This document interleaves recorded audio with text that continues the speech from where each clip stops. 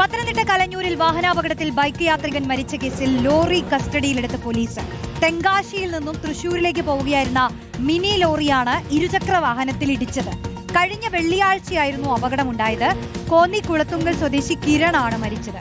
പ്രവീൺ പുരുഷോത്തമൻ ചേരുന്നു. പ്രവീൺ പറയും. റോഷ്നി, ഈ മാസം 10-നാണ് പുല്ലൂർ മൂവാറ്റുപുഴ സംസ്ഥാന പാതയിൽ കലഞ്ഞൂരിൽ വെച്ച് വാഹനാപകടമുണ്ടായത്. അമിത വേഗതയിൽ സഞ്ചരിക്കുകയായിരുന്ന മിനി ലോറി ഒരു ബൈക്കിൽ ഇടിക്കുകയായിരുന്നു. ബൈക്ക് യാത്രികൻ അവിടെ അപകടത്തിൽ പെട്ട് കിടക്കുകയും രാത്രി സമയമായതുകൊണ്ട് തന്നെ നാട്ടുകാർ ഏറെ വൈകിയാണത് അറിഞ്ഞത്.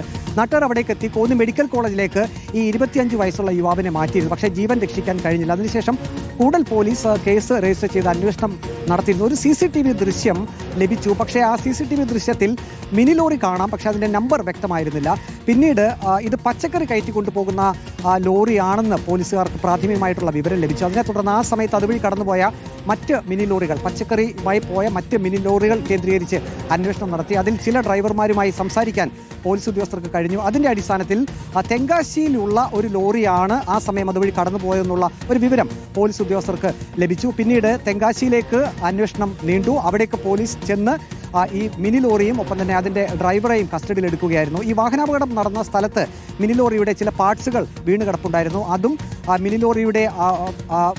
മിനി ലോറിയുടെ അവിടേക്ക് എത്തിച്ച് പരിശോധന നടത്തിയപ്പോൾ ഇത് രണ്ടും ഒരേ വാഹനത്തിൻ്റെ തന്നെയാണെന്ന് മനസ്സിലാക്കാൻ കഴിഞ്ഞു. അങ്ങനെ ഡ്രൈവറുടെ അറസ്റ്റും രേഖപ്പെടുത്തി.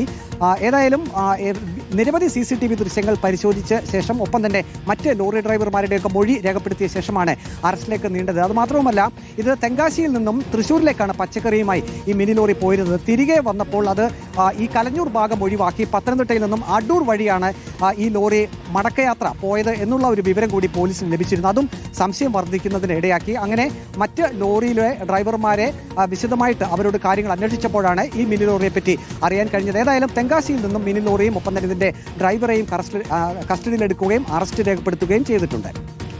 പ്രവീൺ പുരുഷോത്തമനാണ് വിശദാംശങ്ങൾ.